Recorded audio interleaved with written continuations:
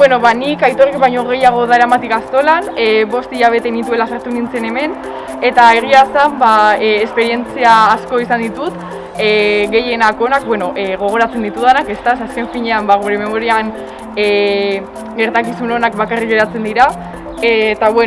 esan daiteke oraintxe bertan, bigarren batxilergoan gaudela,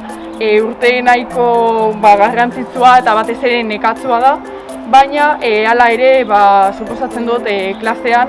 gure aldugun gehiena ematen ari garela eta horrela izatea